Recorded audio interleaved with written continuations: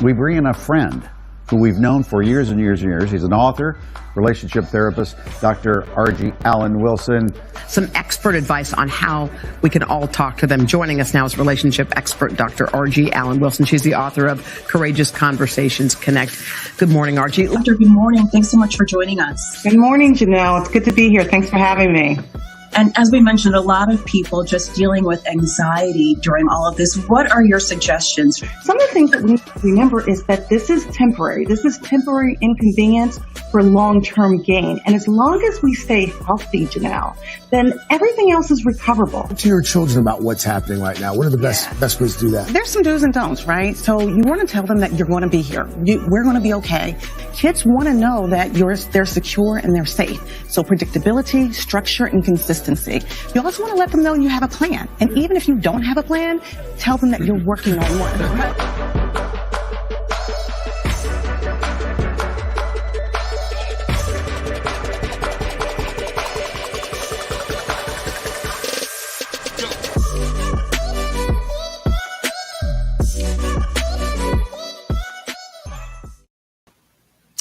Well, good morning. Good morning. This is yours truly, Dr. RG, and we are here in our Courageous Conversations Connect space for our quarantine talks. This is June 1st, 2020. This is actually our 43rd episode of quarantine talks, and this is week 12 of quarantine, if you will. And OMG, do we have a lot to process. So listen, I was just saying to the IG family that Morgan and I need you all as much as you all need us this morning, right? So we're going to do this together in our crew. You all know crew stands for Connecting Relationships for Epic Wins. Please tag someone. Please go over and to the YouTube page and hit subscribe if you haven't. Hit the notification bell so you get the notifications. Hit subscribe or type subscribe in the Facebook message as well so you get our notifications, and share. This is a conversation this week that we need to have, right? Courageous conversations that connect. So listen, let everybody know if you're available, if you're able, get on this talk, get on this platform. We are going to have the courageous conversation. We're calling this emotional healing talks. When enough is enough. I think we've all had enough. We got to process this so that we can move into action. Tomorrow's voting day in Pennsylvania. We're in Philadelphia. So we need everybody to go out. If you haven't sent your early ballots in and vote like you've never voted before. Listen, we're going to come right back. We're going to take a quick break from our sponsors. I see Kelly and Donna and Daryl and Charlotte on. IG family, thank you for joining. Facebook and YouTube family, we'll be right back. We're going to have this conversation. We'll see you in a minute.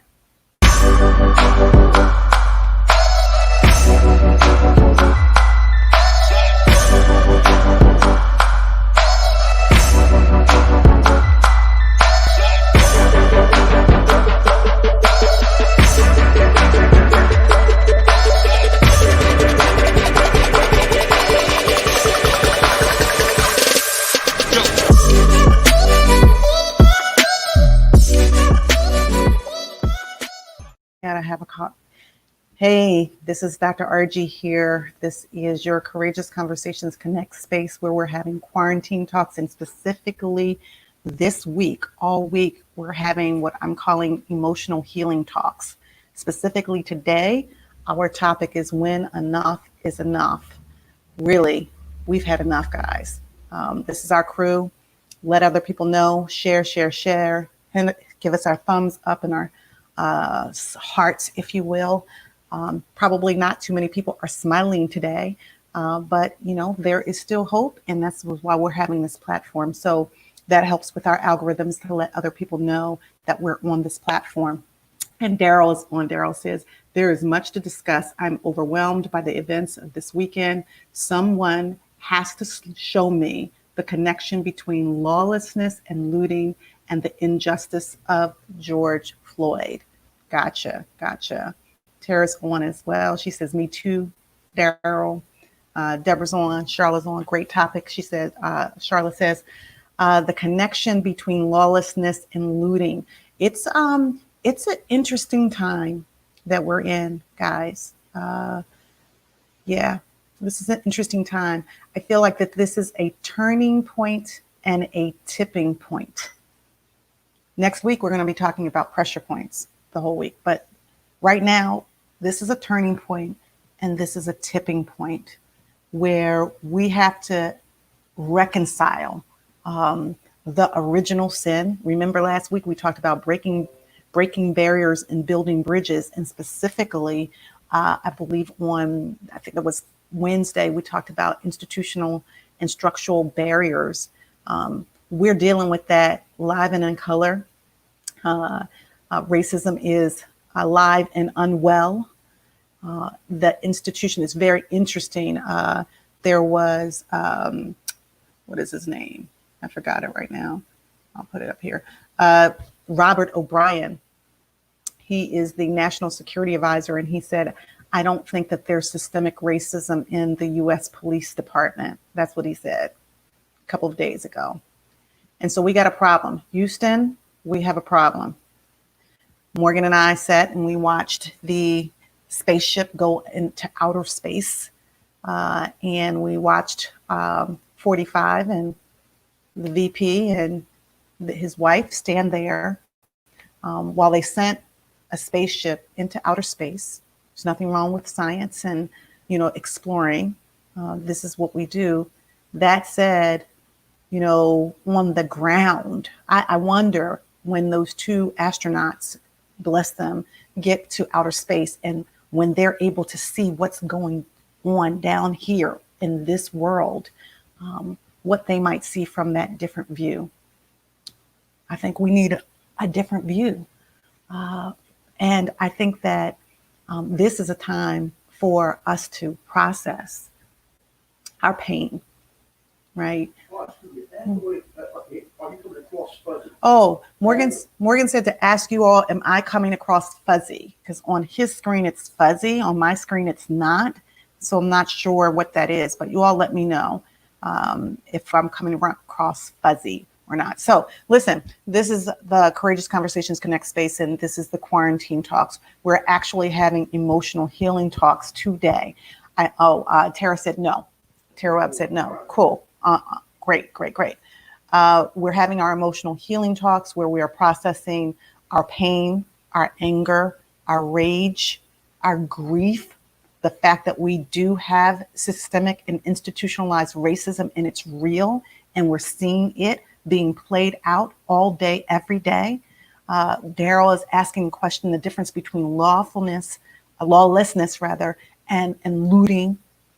There are many, don't be deceived. There are many different factions of people in these protests. Martin Luther King said that the riots are the language of the unheard. Riots are the language of the unheard. That's when we get to a tipping point. That's where we get to a place where it's a turning point where we realize enough is enough. We've had enough.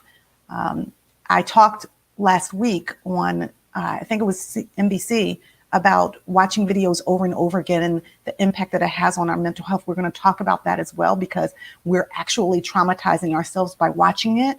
That said, what's our alternative? Because the persons that have been brutalized, like the George Floyd and Breonna Taylor and Ahmaud Arbery, those are the last three within the last 3 weeks. They didn't have a choice.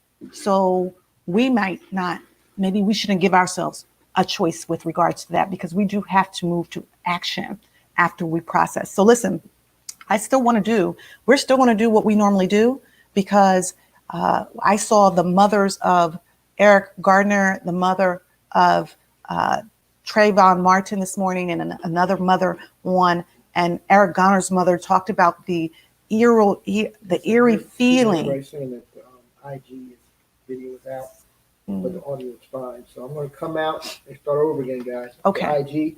Okay. So Morgan's going to go out of IG and come back in, because the video is out, but the audio is on. So, bear with us. And if for whatever reason IG does not work, then come on over to Facebook or come over to the YouTube page. Ask Dr. RG, AskDrArgie. So I was saying that we're going to do our breathing. Why? Because if you watch that video where George Floyd was struggling to breathe, he said it. He narrated his own passing, his own death. He said, I couldn't breathe. He said, my everything hurts. My stomach hurts. My neck hurts. Everything hurts. He called out for his mother, who had passed away, and the family had the 2nd year anniversary of the mother's passing a couple of days ago. I think it was yesterday. And he said, I'm going to die. They're going to kill me. And we watched him take his last breath while the 4 police officers did nothing. They had the one police officer who is now arrested. It should be first-degree murder. Had his knee on his neck, even when he was not resistant, because he had his hands behind his back. So how could he be a threat? Yet he still had that. And we find out later all these things, that this man worked with him in a club. We find out that the Asian gentleman, the Asian officer was married to, or is the brother of the wife of Chavez. So, this is not good. And the Asian guy's wife is the brother of Chavez. The Asian guy is the brother of the wife of Chavez. The brother. Chavez's wife and the cop. Yeah, siblings. So, and we can't forget that there's going to be another fallout, because we're now protesting. This is the 6th night last night, and we still are in the midst of a pandemic with COVID-19. So what is going to be the fallout of all those persons who are not wearing masks, that are not social distancing because they feel enraged? And yet there's going to be a physical fallout from that with people not social distancing. So we're going to breathe. Tell me who you're breathing for and with. Right now, I'm breathing for the families of the 3 people in the last 3 weeks. Really, Ahmaud Arbery passed away back in February, but it didn't come to light until the last 3 weeks due to the urgency of the mother. And then Breonna Taylor, who they stormed into her own home and shot her 8 times when they had already arrested the person that they were looking for. What senseless death is that? And then George Floyd. So I'm breathing for the families of those 3 persons. I'm also breathing for the families of those family members who are watching law enforcement officers out there. I was the family member. I was a kid watching the city of Philadelphia, Osage Avenue, go up in flames, while my father, who was a homicide detective at the time, was down in that area, and we could not get in touch with him, and watched my mother be hysterical. So I know that every officer is not bad. There are some bad seeds in there, and there needs to be reform. Yet those families of those officers and those officers that are trying to do the right thing, they matter too. So we can get in the conversation about black or white or blue or black or, yellow or polka dot. But at the end of the day, we really are all one race, the human race. And we have not figured that out yet. So that's what I'm praying for. Please tell me who you all are praying for, not praying and breathing for. As we go into our breathing exercise. Oh, Karen says, I'm breathing for all the Black men I know and don't know, especially her son, my son. Awesome, Karen. Megan says, I'm breathing for every person of color who's beyond exhausted and feels worthless. Thank you, Megan, for that. Thank you.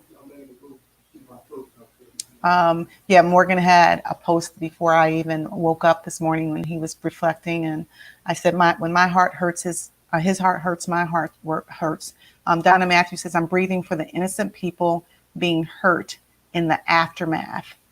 Good. Not that they're being hurt, but that we're breathing for them. Tara says, I'm breathing for my friend who is in critical condition from COVID-19, our community and the world. Our prayers up for your friend in critical condition, Tara. Donna, I'm praying for the nation. This is a time of prayer. This is a time where we need to pray. We need to, I saw a post that said, vent, pray, and then slay. Vent, pray, and then slay. And you can take slay in a lot of different perspectives. I say activate. I say plot, plan, organize, strategize, mobilize, vote, be strategic. Yeah. Plan, plot, organize, strategize, and mobilize. Hazel Ann says, I asked breathing for the human race. Yes. Breathing for the human race. Vicky says, I'm breathing for myself and I'm so tired. And my friend is in a hospital with COVID-19. Prayers up for your friend, Vicky. This fatigue. We talked a couple of weeks ago about this quarantine fatigue, and that inside our homes would be a ticking time bomb or a tinderbox, but that is spilled out on the streets, and we are fatigued due to all the institutionalized and structural racism in this world. We're fighting two viruses. We're fighting COVID-19 and we're fighting racism. Brent says, breathing for those. We just talked about you, Brent, because I was asking Morgan, and he talked with you. Brent is breathing for those that fight for injustice when the cameras and interest isn't around. Very true, Brent. Very true. And I'm breathing for you because I know you weren't feeling well. I was concerned. I hope you're feeling better, cousin. Brent has a valid point. What happens when the cameras stop? We have to keep videotaping. We have to be courageous. We have to stand up. We have to show up. We have to speak up for those injustices. And we can't stop just when the cameras go away. We have to keep fighting for justice, because what else do we have, right? We can't hide behind this brown and this black skin, nor should we, right? As MLK said, a threat to justice anywhere is a threat to justice everywhere, right? So, these writing, it is the cries of the unheard. We need to be heard. So breathing for mankind, Stephanie says. Charlotte says, breathing for Black men. Donna says, I feel so helpless, and that hurts. Yeah, we all do. We all do. This is why we're having this platform. So tag someone, share this with you, send me some thumbs up and some hearts. Going over to YouTube and subscribe. We are going to be posting lots of inspirational, motivational content. Not because we are looking for the glory in this. It's because we know that humanity needs some leveling of inspiration and motivation in order for us to keep going. This is what we're about as people. We've done this from day one. We've been the ones that have innovated. Think about it. We're here not because we wanted to be here. 1619 was not that long ago. And yet we are here still toiling. And we built this country in the U.S. It's built on our backs. It's built on injustice. It's built on inequities. And we've just had enough. We've just had enough. Charlotte says, breathing for Black men. So let's breathe, guys. Let's do this. We're 19 minutes in. Let's breathe. Middle fingers and your thumb or hands over top of your one hand, over top of your other hand on your lap or to your sides. At the sound of my voice, I'm going to breathe in. Count to 3. We're going to all breathe in through our nose and out through our mouth. Try to hold it for, I'm going to say 8 seconds this time, not 10, 8, in honor of George Floyd, who was down on the ground with a knee on his neck for 8 minutes or better. So let's do 8 seconds of George Floyd. 1, 2, 3. Breathe in.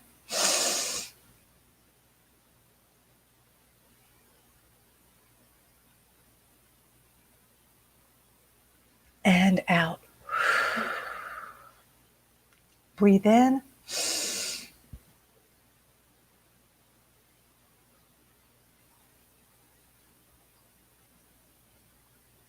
And out. Breathe in.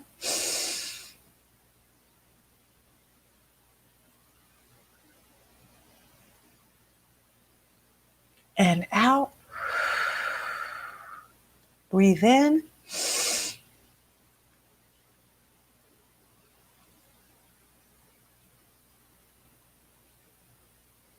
And out.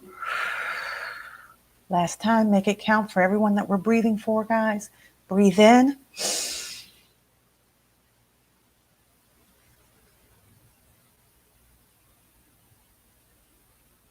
And out. Yes. So I want you all, we're breathing. That 8 seconds was in honor of George Floyd, who unjustly was murdered. He was unjustly murdered. And the cavalier way in which he was murdered, where human beings stood by idly when there was an EMT there that said, let me take his pulse. There was a 17-year-old who had the presence of mind to videotape. There were men there saying, let your foot and your knee off of his neck. Give him a chance to breathe. He's down. You know, he's no threat. And they just looked at him with a coy look, with man Chavez with his hand in his pocket and some sunglasses on, and did nothing. They murdered a man, and we watched it. We watched it. I think the outrage is that it was so cavalier, that it reminded us that that could have been your husband. Morgan was very upset this morning, posted, not having a great day, feeling sad, feeling whatever his emotions are. This is about our emotions. Please text in the chat, what emotions are you feeling right now? Because we've got to externalize the emotions. We got to process this. When we've had enough, the healthy thing to do oftentimes is to externalize it so that it does not become, so we don't become these ticking time bombs. And when we are called to action, Brett knows this word, then we need to do it in a structured, in a strategized way, in an organized way. We need to mobilize, but we can't do that if we're holding all of this in. What emotion are you feeling? What did you feel when you watched the tape of a Black man's breath leaving his body through no fault of his own other than he was Black? That was it. He didn't do anything. They say allegedly there was a counterfeit $20 bill. And if that was true, was that worth this man having the breath kneed out of him for what? A $20 bill? No, that was not worth it. Our men, Black men, are on assault now. They've been. This is not new. The outrages, we know that it's not new. This is civil rights all over again, back in the 1960s. Jim Crow, civil rights. We know this is not new, and yet we are still experiencing it. Nicole says, I wasn't demonic. It was a demonic act. That's what Nicole says, my niece. Kelly says, feeling sad. Tara, just sad and weary. Vicky, hurt. Yeah. Tara, outraged when I watched the video. Renee, outraged. Yeah. All of it real. Not only do our feelings matter, right? But we matter. Black and brown people matter. Our emotional state matters. The fallout of this COVID virus, right? And racism that we've been experiencing for far too long for no other reason than this has been a man-made created difference. It's social structural way in which quite frankly, white people have structured this to keep Black people and brown people down. Why?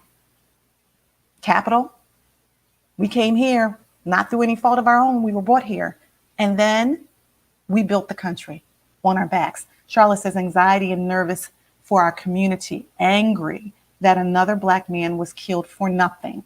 Nicole, anxiety and fear. Sylvia, anger, outrage, sad, crying, hurt, helpless, want to do something, can't watch the video. Kelly, yes, we matter. Listen, these emotions are real for all of us. We need to validate each other. We need to lift each other up. We need to sow into each other. If this is a tipping point and a turning point, Malcolm Gladwell had that book, Tipping Point, right? Really, really good book. And a turning point, then let's use it to help ourselves to heal. This conversation today is about emotional healing talks, right? It's just, let's get it out. Let's put it out. Let's get it out. Renee said, can't stop crying. Hazel Ann said, hi, I'm at Darline. Okay. Can't stop crying. Well, let's talk about that for a moment. Emotion is real. Our sadness is real. Our anger is real. Our rage is real. Our disappointment and our frustration is real. And we, in order to heal, you all know I always say we have to feel, but you cannot heal what you don't reveal, which is the purpose of this platform, to get it out. Because once we are able to process it and we can turn pain into power and purpose, right? When we appreciate the process of it, that then allows us to then say, okay, now what? Because there is going to be a next step. Tomorrow is voting day, right? If you did not do your early voting, then you need to go to the polls, put your mask on. If you got out there and protest, this is a form of protest as well. Brent said, I felt surprised that it took this long for people to be disgusted. Been outraged for a long time. I've been channeling through organized fight against systemic racism for a very long time. Agreed.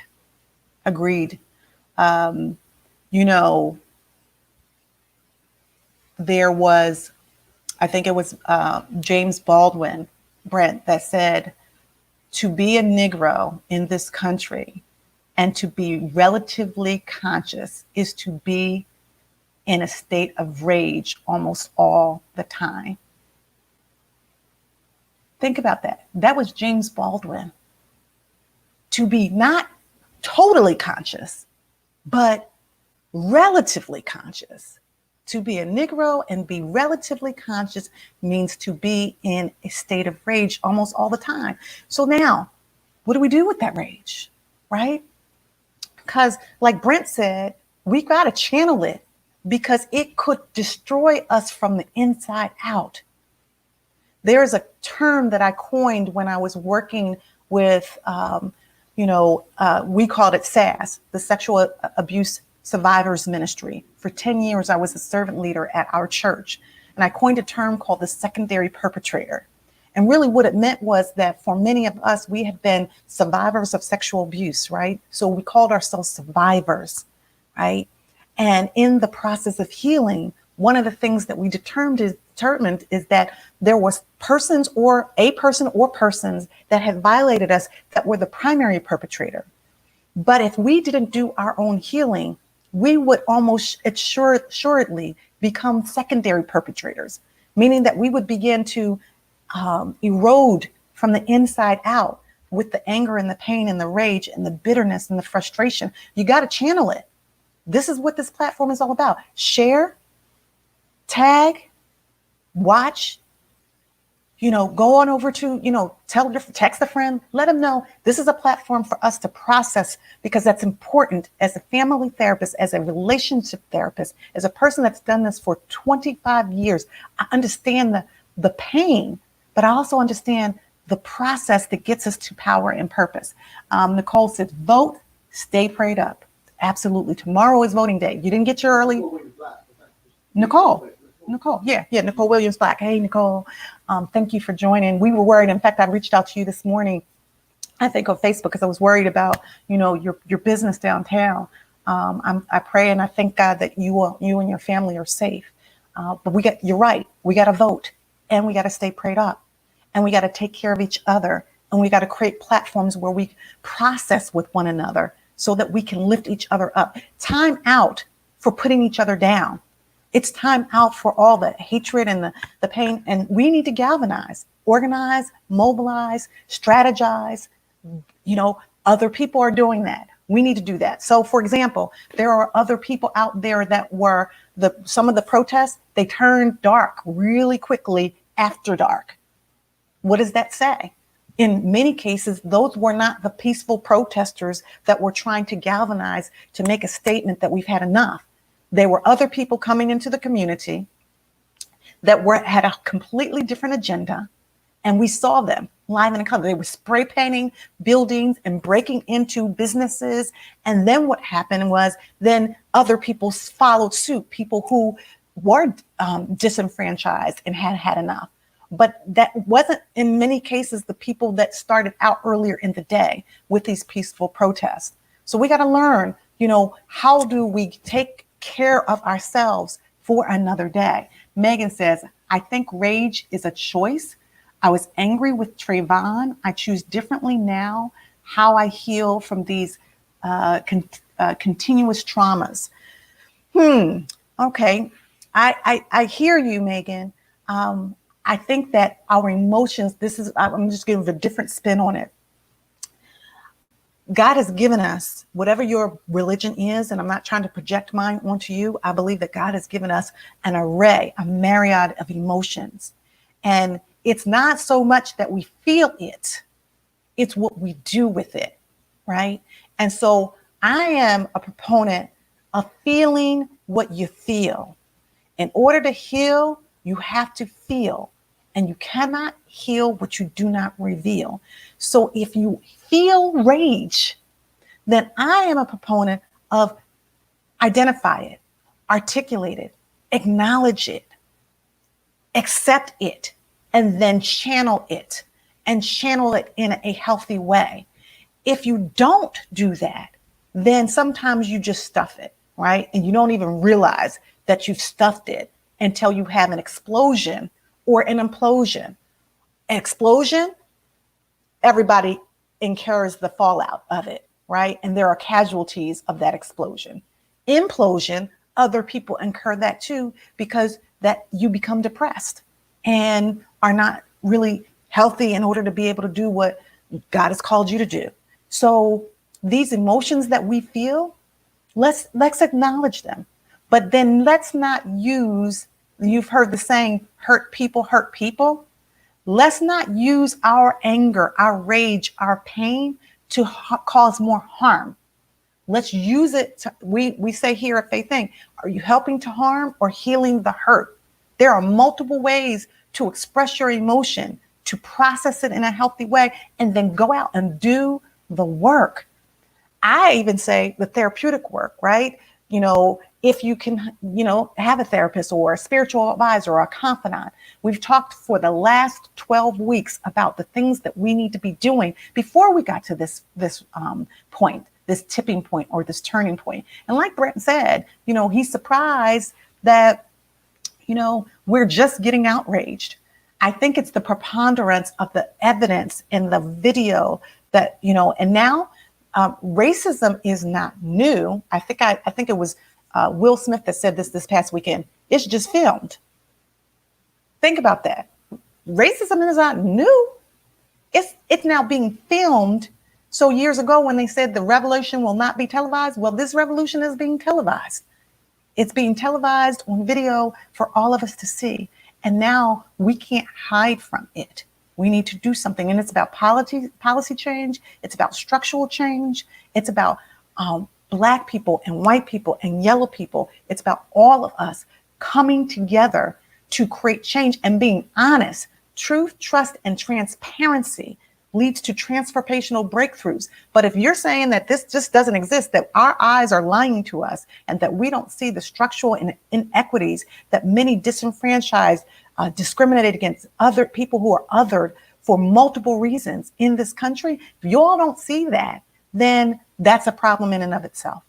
Listen, we're going to keep this conversation going. I do want for all of you to not only share this, but go on over to our YouTube page, hit subscribe so that you can get your and the notification bell. And also, as we take this quick break, think about the experience. Who are the Black boys and Black girls, Black men and women that you are praying and breathing for? And what is your story? We want to hear your stories of what has happened for you and what conversations we need to keep going over the next couple of days. So thank you for sharing. Stay with us. We're going to take a quick break from our sponsors and we'll be right back.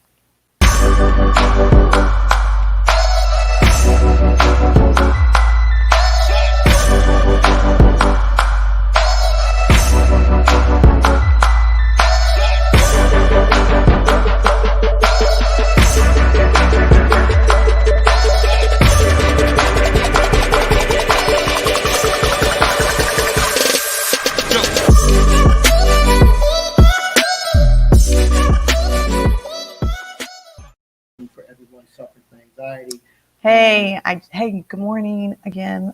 Women, hold on for Maxa for Morgan. This is Dr. RG. This is the Courageous Conversations Connect space where we're having our quarantine talks, and specifically all week.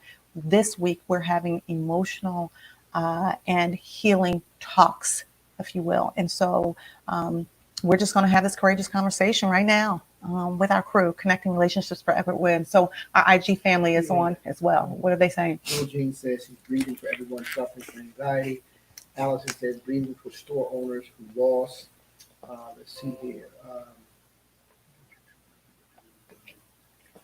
And I think that's about it right now. Okay, so a lot of comments on Facebook Somebody right now. said, thanks for doing this. Okay. All right. All right. So breathing for lives that lost, people who are suffering from COVID, as well as store owners. Yeah.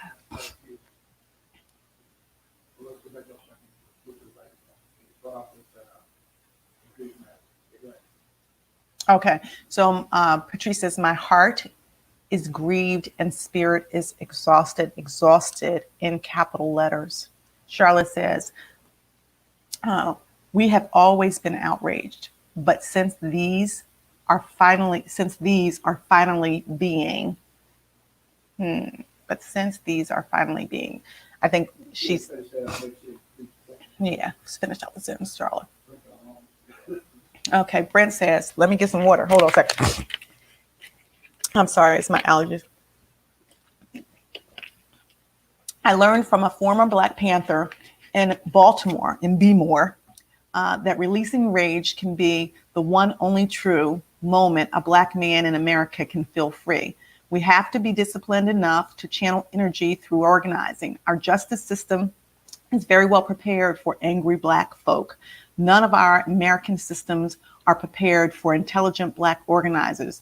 Their only option to deal with true organizers has been to murder the leadership. That lets you know that what direction is effective. Gotcha. I agree. Tara says, there were outside agitators that kicked off a lot of the violence. Yesterday, the destruction committed in our communities were from Black and brown people. Okay. And people are saying, don't concentrate on the looting. Our communities are destroyed and we are already under-resourced. Gotcha. There were, by the way, Tara, there were agitators. And the problem with that is you don't know which ones are the agitators and which ones are not. But Sherry Craig did a wonderful job this weekend going right into the epicenter of the community and downtown, also in Morgan area where he grew up in West Philly. And she talked to people who were actually saying on their porches, leave our community. You don't belong here. I don't know who you are. And you came here for a different agenda. And I thought she did an excellent job of highlighting, because all of the national news coverage was not completely highlighting some of the agitators that were coming in specifically with a different agenda to pick a fight with the police. Morgan? Yeah, I think it's a both and. Can you guys hear me? I'm going to make sure my mic is on. So anyway, yeah, I think it's a both and. I think you have both, agitators, instigators, combined with those within our community who are opportunists. You got to be balanced in understanding this. Again, it's not a judgment. Everybody has to grieve and express their pain in their own way. Again, not condoning it, but that's real. Archie alluded to something that Martin Luther King said: when the oppressed are backed into a corner and feel pain, they express their pain through violence. Their voices are expressed through violence. Or riot is the language of the unheard. Rioting or violence is the language of the unheard, and that's what the deal is. So, we can sit here and judge all you want, but the reality is, as I said in my post earlier today, I'm not where they are. I got a house, got a home, have income, but when you're at this point, again, remember, this is on top of a pandemic that, basically quarantined us and stopped the world economically. So if you were already struggling paycheck to paycheck, didn't know where it was, and now that's stopped. So now you worry about where your next meal's coming from, keeping a roof over your head. If you're wondering when how can I pay a bill, or how if you got holes in your shoes, I don't know. You may resort to when somebody busts open the glass to the Foot Locker, run in there and get some shoes because your shoes are worn out and got holes in them. You may, So I'm just saying, we just have to really take all that into consideration. Now, after the smoke is cleared and the dust is settled, now we have to begin to do the right fight. How do we fight effectively? You fight by this way, and I said this in a previous post. Economics begets power, and power begets influence. How do you influence? Well, use the system for what it's for. It's the power to vote. We know what the other party did. They went and voted. They're committed. They're organized, and they go out there and use the system to work in their favor. We just have to do the same thing. And when we use the system to vote those who want in office, hold them accountable. And if they're not be held accountable, guess what? Vote them out and get somebody else in who's going to continue to do the work in your best interest. That's how the system works. Hold people accountable, hold their feet to the fire. That's just my 2 cents for that. Thanks, babe. That was a good 2 cents. That was more than 2 cents, though. That was, a powerful statement about our voting power. And I think part of that is that we tend to not feel that we have power because there have been times when our voices were not heard, or we did do what we considered to be the right thing and we didn't get the return on our investment, if you will. I want to, respond a little bit to Brett's comment about what he learned from Black Panthers in terms of rage and the only true opportunity for a Black man to be free. And I understand it completely from the perspective of a woman watching. I shouldn't say completely. I don't understand it completely because I'm not a Black man. That said, I am a Black woman who has Black men that I love. My husband, my father, my new grandbaby, Jace, my cousin Brent, many other Black men that I love. And as I said before, my father was a homicide detective, and he incurred enormous racism under the Rizzo era. The statue that they were trying to dismantle the other day. that was the person that was in leadership at the time that my father was a black man as a homicide detective that had to take care of his 4 girls and his wife. And he had to make a decision every single day. Do I lose my cool when they call me the N-word or act as if I'm not supposed to be here?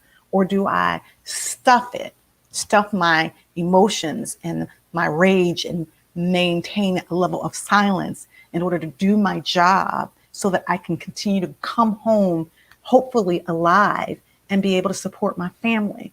So I know that only too well. And yet I do think that, we have to find healthier ways. I watched this morning, it was Pastor Eric Simmons, that posted a post of 3 black men. One was 46, one was 31, and then a 16-year-old. And the 31-year-old was really talking to both the 46-year-old man and the 16-year-old man. And there were 2 different perspectives. The 46-year-old man was saying, go out there and do what you got to do. And I'm tired and I've had enough and I'm willing to die. And the 31-year-old man was so concerned about the 16-year-old young man because he said that he had a 5-year-old black boy at home and that he wanted him to make a different choice because he said, this is what we're doing. It hasn't worked. So what can we do? He was like, you got to figure it out. You got to make a different decision. You got to fight a different way. It's a fight, no matter what way you look at it. But what are you fighting for? And how are you fighting strategically? How are you processing? I had my druthers, every black man, woman, and child would be in therapy, right? I'm not saying it's the only answer, but what I am saying is that we have not just post-traumatic stress disorder. Post-traumatic stress disorder suggests that the trauma is over, and post the trauma, now we have a stress disorder. That's what it suggests. But this is not what's really happening. We have continual traumatic stress disorder, which means that we are experiencing trauma over and over and over and over again. And that has to have a negative impact on our mental health and well-being. You have something blocked out, babe. Oh, Helen. Okay. Helen says, I have felt such a sensory overload during this weekend. I think everybody.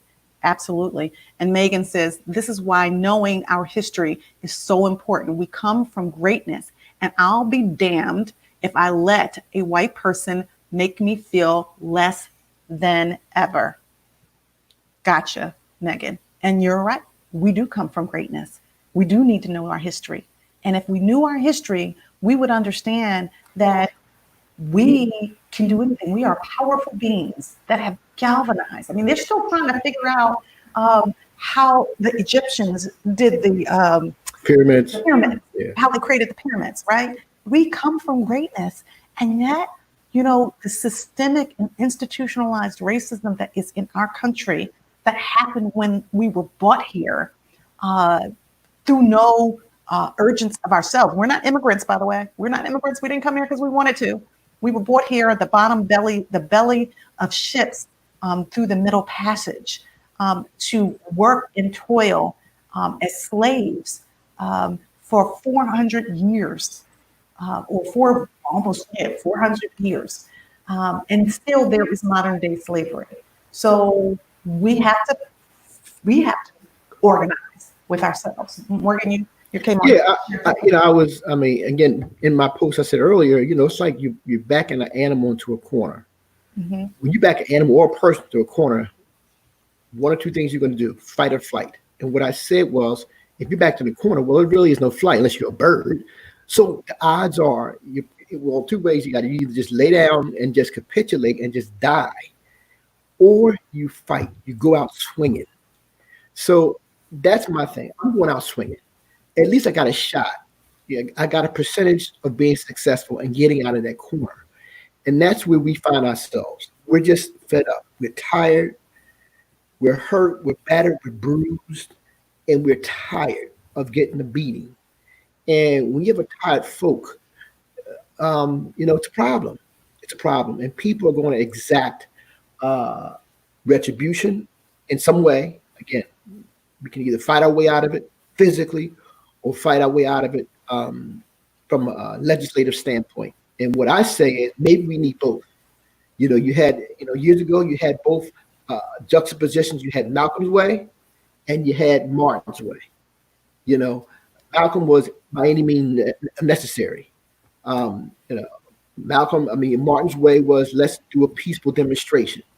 Now things started to change, right before he got killed, because he started talking about the economics. And that's why I said economics begets power and power begets influence. That's the American way. They understand that language. Economics is what they understand. So we use the power that we have economically. Again, our Black economics is worth more than so many other countries in the world if we just pulled our economics together and thought strategically of how we wield the power economically. Trust and believe they understand the language of green. We do that, then you have power, you have influence, and you can change things. That's it. Thanks, Dave. So Brent says, let me put that up there. Yeah, Brent says, paid operatives and foreign agitators are not new. We had people offered money to burn buildings and ignite looting in the Baltimore riots, spoke to them directly. Look at history to understand the future. In Ferguson, we all saw uniformed police officers burn down an AutoZone. History shows how land changes hands after any riot. If there is not going to be an investigation on who is buying flights, paying and bailing out these protagonists, then we need to drop the conversation about looting. I think it was looting. Yeah. I agree. I mean, I think that there are so many angles here, and I think that it's important to note that when you look in the news, and you see these engagements that are happening, it's scary, it's frustrating, it's sad, it's difficult to process, but there does need to be protests, right? Because it's interesting when we talk about COVID-19, and it's going to be an uptick now for sure. And there will be these people that are asymptomatic, that are super spreaders. That's what they're calling them. Yet at the same time, you have these racists that are also super spreaders. They're super spreading racism and hate, right? And agitating for their own reasons. And, it's just a lot to process. Kelly Wood's strategic planning does work, she says. And Megan says, I agree with Morgan. That's the game plan. The blackout is what should shake some things up. I think the blackout is on the 7th. June 7th is a blackout where all Black people are being asked not to go outside of their communities to use their dollars. There is a way in which we can gain more economic power. There is a way in which we can work towards our own healing, but we do have to be strategic about it. Brandon's right about that. Many of you all on the crew are right about that. Sometimes I think that we're kind of preaching to the choir here, but we do have to process ourselves in a way that allows us to have our own healing. As you all know, I say, put your oxygen mask on first. We have to be self-preserving, and a lot of us are hurting. And we're hurting in multiple different ways. So I don't want us to negate our emotional state right now. Our mental health is at stake, and it matters in order for us to move forward in a healthy and whole way. There's some comments on IG. Yeah. Someone says, I don't know who this Gib Bayam. I don't know what that is, who that is. Sorry about that.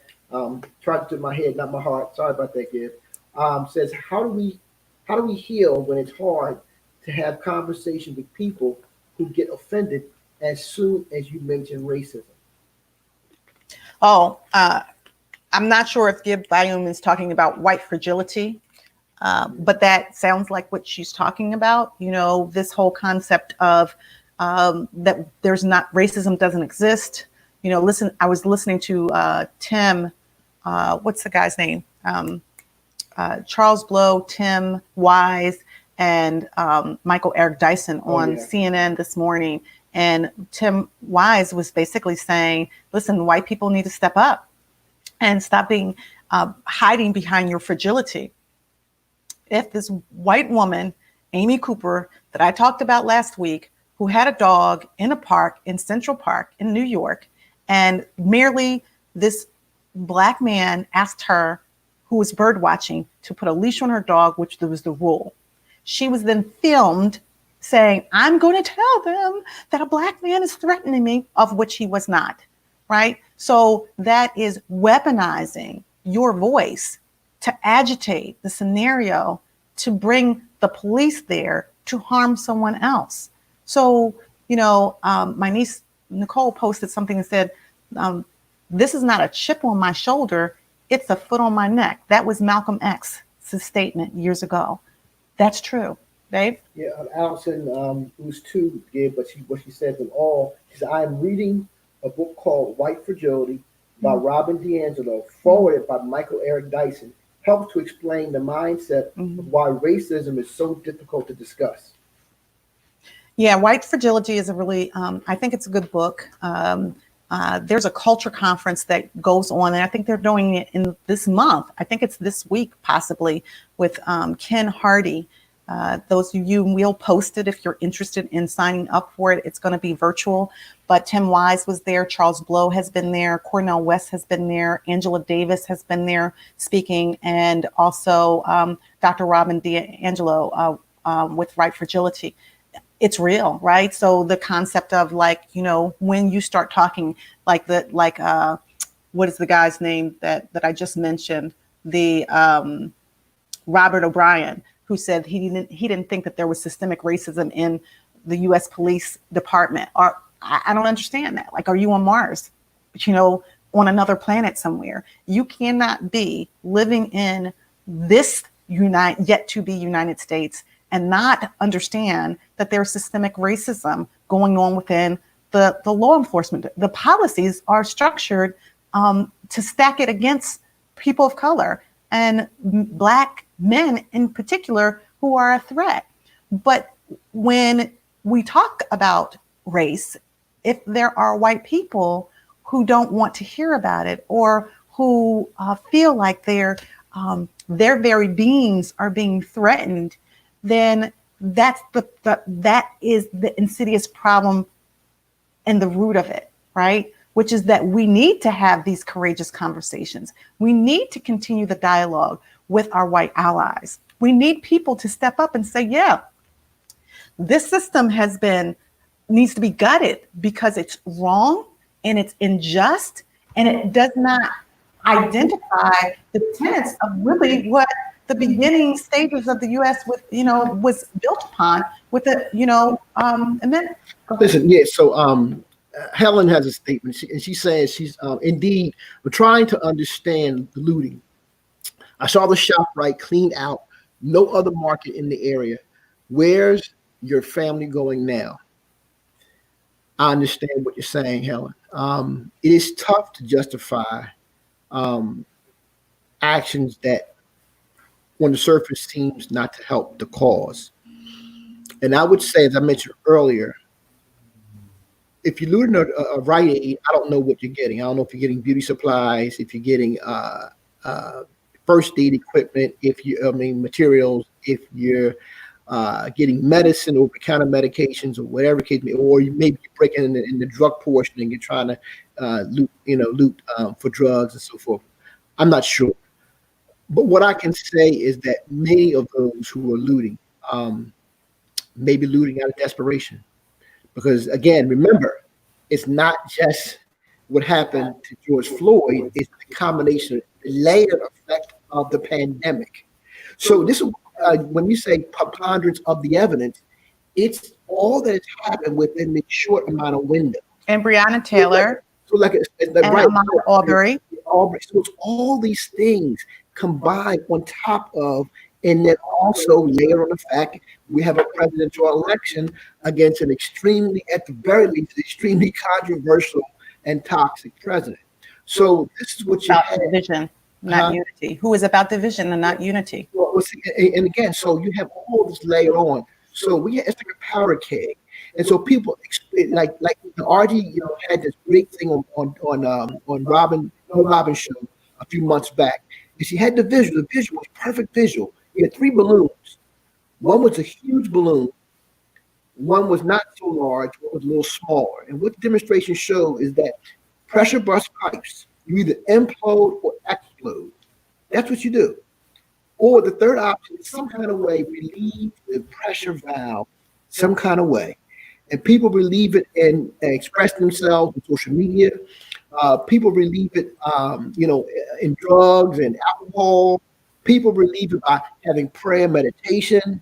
People relieve it in terms of if they have no other way and no other outlet, hey, I'm breaking in. I'm going to use this opportunity or excuse to vent my frustration. It's painful. It's painful. People are in pain. When people are in pain, they react differently. So, sure, we clearly get it's not the appropriate thing to do. It's not the right thing to do. But I certainly can feel the pain. If you're in that situation, if you're really in a struggling situation, you financially don't have much, you just might break in and do yourself. If you were in that situation, you don't know what you might do. Well, and I want to add that a lot of those initial people that were breaking in, setting cars on fire and throwing bricks and things into those windows was to set the atmosphere. Many of those people were, just like Brent was talking about, they were adjutants and they were not from those communities. But then once those windows were broken in too, then other people from the community took that as an opportunity. And so I think there's something to be said for, as I always say, trust and verify, and then don't follow and swallow. Like that there could have been a choice that some of those peaceful protesters or persons out there just wanting to stand in solidarity could have made to turn around and not participate. You got a couple of, about 3 or 4 comments. So Nicole says, if white people had to truly come to terms with all the pain that comes with acknowledging systemic racism, their bodies would collapse. They cannot physically bear the weight that we carry. They are afraid to feel the pain, so they deny it. Very excellent point, Nicole.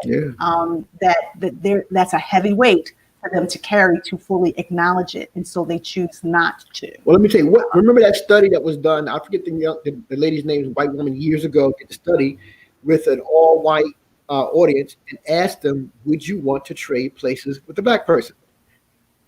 The answer was glaringly obvious. Yeah, I just posted that the other day. I didn't see that, babe. I didn't see that. So no, that tells you right there. If you don't want to trade places with me, then what's wrong with me? What do you say the society is saying about me and how you think of me? Right. You want to wait. You don't want to trade places with me because society looks at me as a person or being that has no true value. Keyword, I said being. You don't even look at me as a human being. That's why Chauvin can press the life out of that guy and show no sense of contrition, no sense of real concern. No empathy. None. It was zero. He just was. This was not something. This being was not of value to him. It's just sad. So you're right. They struggle, but again, there's a lot of good white brothers out there and sisters out there who are in the fight. And we need them. Yeah. We need white people who are willing to be conscious, to be in the fight and deal with it, in the same. In fact, oh my goodness, I have so many stories, but I can remember one particular story when I was at Drexel in a faculty meeting, and I had someone in a faculty meeting basically say, I feel unsafe when, you talk like this. And I said, we feel unsafe when we don't have the ability to speak up. We feel unsafe every single day. So welcome to our world. Tara says, go ahead. Good. Read Tara's and I'll come back. We say don't spend dollars outside our community, buy black, we destroy businesses. But she's right. I mean, listen. Again, it's a dichotomy. You know, it really is it's a perplexed situation. I get it. I mean, I've wrestled with this, you know, every day for the last 3 or 4 days, wrestling with that. You know, you're right. Very busy day now is the ones we say we need. I get the point, Tara. Yeah, but people are hurting, and so sometimes when you're hurt, it doesn't always make sense. Yeah. Right? It doesn't. It doesn't It's make trying sense. to make the sense out of the nonsense, but then where else do these persons expel? Which is why we're having this conversation right now. Let me just say this too, and like back to white fragility and so forth. The young lady in New York, in the park, who weaponized, I'm going to call the police on this black man. Again, she weaponized it. All right. But she would probably say she's not a racist. She would probably say, I have black friends. She said she was just scared. She was just scared. Why was she scared? But here's the thing: she was so scared, but she did not understand the power of saying, "I'm going to call the cops on this black man." Oh no! I don't agree, babe. She did understand the power. No. I'm saying to you, right? She understood it, but I'm saying to you that she expressed this thing. But she understood, intrinsically the power of expressing that, and she can use that against him. A black person don't have that same leverage. If a white man who was bird watching asked her to put her dog on the leash, she would not have called. I'm not saying the argument would not have ensued. It might have been an argument, but she would never have had the leverage to say, "I'm gonna call the cops and say this big scary white man," which is not gonna trigger the same effect. Right. Right. So it's a harsh reality that we live with, and only we live with that. So Brent says what? Brent says white privilege is what allows people to ignore the reality that we live in. I don't understand why someone would be agitated by the discussion of racism. There is no stronger narrative in the American society ever. I have white friends who don't understand what I go through as a black man, but at the very least, they listen and try to empathize. If they were angered by the discussion, we couldn't be friends. I agree. At 11:06, you want to keep going? No, it's going to change the dynamic of a lot of interracial, a lot of friendships that cross the racial line. I mean, because you're going to force the courageous conversation to happen to occur, and you either for me or against me, and there is no real gray area here. There really is no gray area here. A couple more things. We're going to get out of here, right? So let's see what happens here. Nicole says, "We are not friends. I knew that though.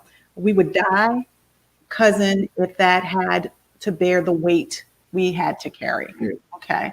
And Megan says, "Instead of rage, meditate, then organize." And she says also, honestly, the only rage I'm okay with is, I can't read it though. Is an eye for eye. These cops that are blatant with their racism need to be taken out. We need to start making real examples like a dead roach in your household. Well, listen, just make sure on this channel, we're not advocating killing cops. Absolutely not. Make it clear, okay? So you got to watch what you say now, because Facebook will take it down, take us down. Well, and there are some, and by the way, not about what we say. If the audience says some things, you got to understand we're held accountable. So please be mindful what you say. I know what you're trying to say, but they don't care about nuance. They just sometimes just take you down for whatever the case may be. So just want to make sure we do that. So I'm going to take that off. You delete that comment, Megan. Please don't take offense. All right, go ahead. All right. So this is an example of how so-called looting and rioting has moved you from your square. Stay focused, brother. The true fight is against the systemic racism. I can guarantee you this, that there is more organizing Black and brown than looters. Stay focused. Absolutely.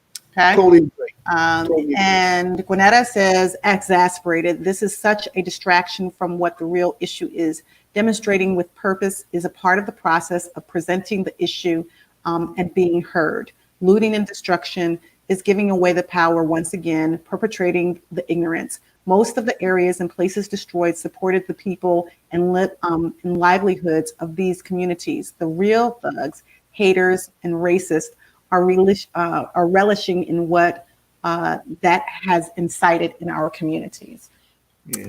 I agree. There are real people out there that are happy that some of these communities are being destroyed. And like my cousin Brent said, that these agitators have a different agenda than the persons that are hurting in the community. So no worries, Megan. We understand. Listen, this is a safe space for all of us to process, as we said, our pain. We knew that this conversation would be a little bit heavier today than most days. And we want to be real. And Morgan and I want to be real with you that, he woke up very sad. I couldn't sleep last night, so I was up posting various things.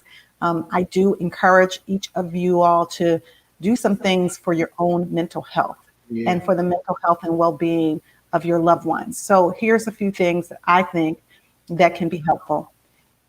Those persons that you love, the persons in your life, your husbands, your children, your grandchildren, your brothers, your cousins, tell them you love them. Tell them that they mean whatever they mean to you, that they mean a lot to you. Tell them you appreciate them. Let them know now that you understand, at least have some empathy and awareness and consciousness of the pain that we're all going through. We all need to be each other's allies. We need to lift each other up. We need to support each other. I also say minimize the consumption of what you're seeing on TV. You cannot watch this trauma and re-traumatize yourself, becoming a secondary perpetrator of yourself, watching it over and over and over again. It's important to know what's going on in the world, absolutely. But give yourself some breaks in between. And then when you've chosen to process, whomever you choose to process it with somebody who can support you in it so that it becomes a healthy conversation, a courageous conversation, a purposeful conversation, so that you can then organize, strategize, galvanize, mobilize for a purpose. There is pain can be turned into power and purpose when you appreciate the process. Tomorrow is voting. Where did I put my little thingy? Tomorrow, go vote. Vote. Vote. We need to vote like our very lives depended on it, because it does. And then do something kind for yourself. Put your oxygen mask on first. Get some rest. Hydrate. Right? Journal, listen to music. Remember in the very beginning, I said, do your mindfulness, your meditation, your movement, your meaningful engagement, and then listen to music. That hasn't changed, because we do have to refuel. We need to refuel. We need to retool. We need to revitalize ourselves, and we need restoration. Why do we need all that? Because we're in a fight.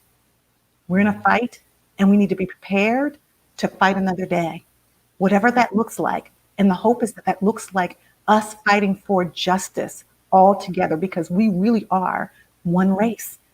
There are differences. Absolutely. We need to celebrate those differences, but we also need to honor the fact that we are on this planet together for a reason, and there is no mistake in any of us. And so let's honor each other's pain. Let's not tell each other we know exactly how we feel, because I don't know what it feels like for Morgan as a Black man. He doesn't know what it feels like for me as a Black woman, right? But we need to have empathy for one another as we continue to fight this journey. We're going to be on here every day this week at 10 a.m. Tonight, I'm going to be on with Sherry Craig at 8:30, talking about the psychological implications of riots and protests. Sherry Gregg. I want to say Sherry Gregg. Sherry Gregg, KYW. And so you can tune into her Sherry Talks tonight.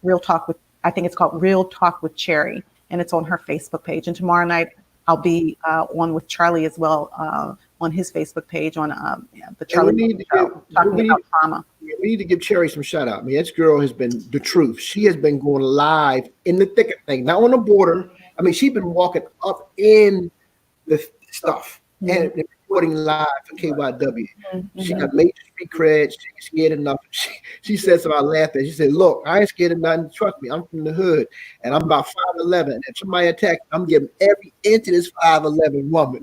I'm not laughing, but it's very true. But I mean, you got to have people like that who boots on the ground, who aren't afraid to go amongst their people and really report the reality. And nobody touched her. Nobody came at her wrong. I mean, she walked with confidence that she was okay and not afraid to be up in the mix. So major shout out to Cherry Craig. All right. Cherry Craig. You ready to go, babe? Yeah, well, we say my cousin Brent says, please do not overlook the work being done by Dr. RG. He says she could be spending this time doing other things besides healing us. At the least, go to her YouTube page and subscribe and follow. I appreciate you, cousin. Peace and love to everyone. Oh, we're looking out, Brent. I love you too, cousin. Thank you. I'm so Certainly glad appreciate you, man. Absolutely. All right, guys, we are out. Again, take care of yourselves today and have a beautiful day. It's still beautiful. We're here. We're breathing. We're going to take care of each other and our crew. And we'll see you tomorrow at 10 a.m. We love you. There's nothing you can do about it. Have a beautiful day on purpose from our heart to yours. See you.